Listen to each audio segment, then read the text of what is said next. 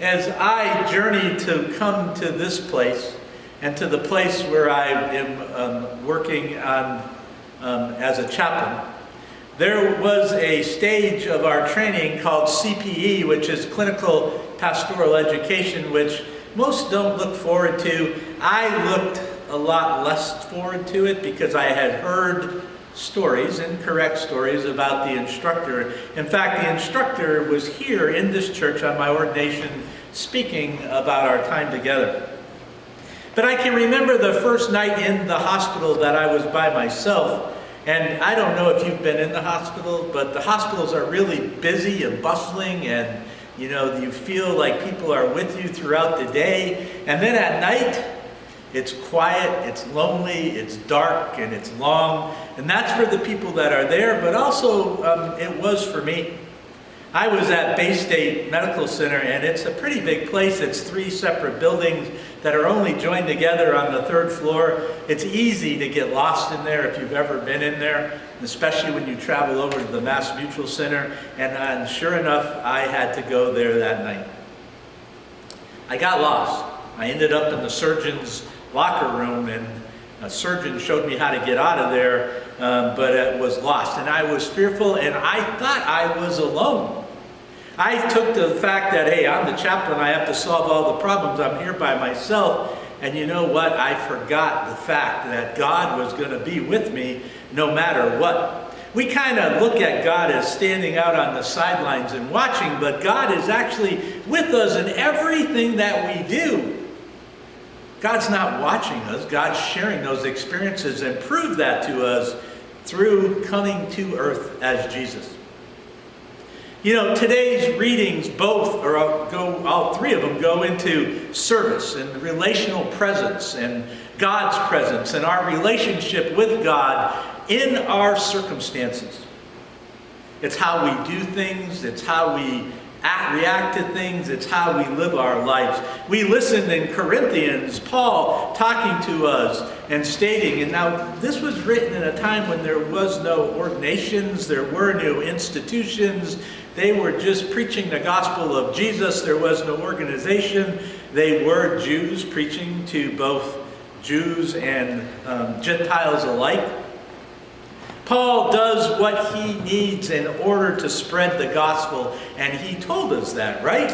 He said, to Jews, I'm a Jew. To people living under the law, I live under the law. Although I don't really catch his thing that he's not living under the law, he's living under Jesus' law, which is probably the same thing with additional mandates in them.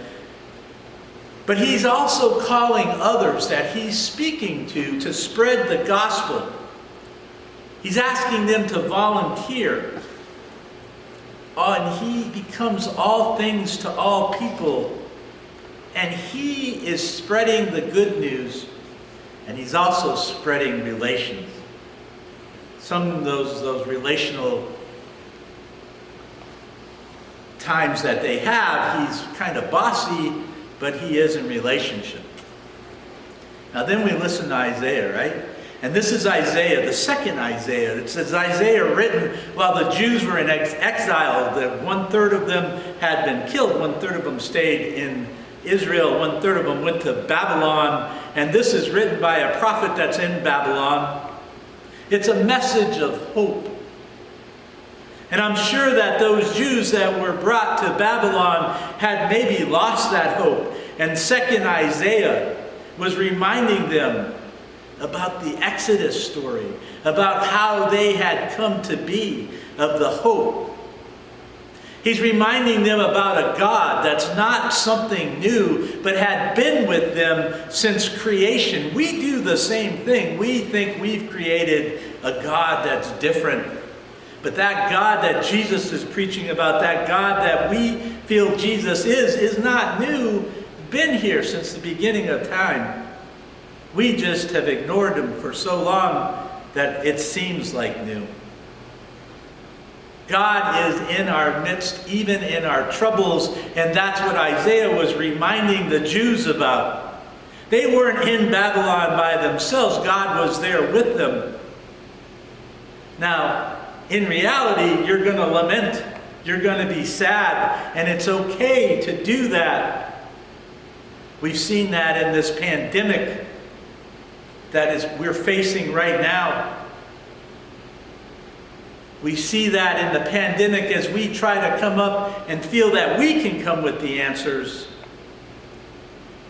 We do that in our pandemic where the still speaking God is talking to us, but we sometimes don't have the time to listen. You know, grief is okay. It's okay to sit in your grief. It's okay to sit in your sadness. You see, we all have some grief. We know that this pandemic is probably going to end sometime, but we're probably never going to go back to pre-pandemic times. Churches that talk about they're still growing in the pandemic, that they're still moving forward, they may in fact be moving forward. Their doors may not be shut, but we will never return to the time. We don't know who's going to come back into this building. We don't know what's going to happen when this pandemic, so it's okay to be grieving of the pandemic. But know that Isaiah talked to you that exhaustion will come, but exhaustion will not overcome you. An eagle will lift you up in the wings. That reminds me of the Jesuit hymn. We've heard it all the time. We hear it mostly in hymn and funerals where that they will come and bring us out of that grief.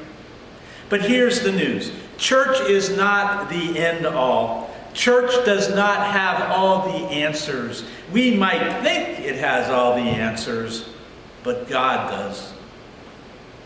Our relationship with God is important. In the gospel, we hear about Peter's mother-in-law without any mother-in-law jokes. We don't know about Peter, or in the gospel it says Simon, it's the same person. We do know that Peter was married. It's mentioned here, and it's mentioned in 1 Corinthians chapter 9, verse 5, where his wife accompanies him on his mission trips. But that's the story. We don't know the wife's name, and we don't know the mother-in-law's name. Now, some talk about this healing story and how it is setting gender roles and going on and on and on about that, but not looking at the healing that's coming. You see, as soon as Jesus heard that she was in bed with a fever, he went and took her hand and lifted her up. That's the same description that you will hear described about Jesus' resurrection, that Jesus lifted himself up. You see, Jesus is a great healer. But he not only healed the physical ailments, he was a holistic healer. You see, when they were healed, they went back to the life that they had. Look at all the healing stories that went on, and they went back to life before. You see, Jesus raised her up with his hand, and the fever left her. The moral of the story is the raising up is an invitation. You see, as soon as she was raised up, she waited on them, cooked for them, served them. And that term, raising up, is the same base of the word that we use for deacon, a life of service. You see, Jesus invited her to serve others, and she did serve them. It's funny that today, service-related jobs are the lowest end jobs that you can find, right? You see, when we become successful, others serve us. But Jesus outlined in the gospel that he came not to be served, but to serve. And Peter's mother-in-law, although only 2 lines in this story are written about her, we don't even know her name, but what we do know is that when she was raised up by Jesus, when she received the invitation of Jesus, she served others. But we know that when Jesus was serving, that it was about the service and not about Jesus. See, he could say, I do these things because I'm the Son of God. That is why I'm here. But he has no self-aggrandizing looks. No, look at me. Look at how great I am. Jesus never spoke like that. He served people. People wondered it. And when that honor, when that fame came to him, when others wanted to make a star, a rock star of Jesus, he goes the other way. This story may be good that we need to ask ourselves, why do we do the things that we do? You see, when you're alone in a hospital and it's 3 o'clock in the morning and no one sees you doing what you're doing, you do question yourself.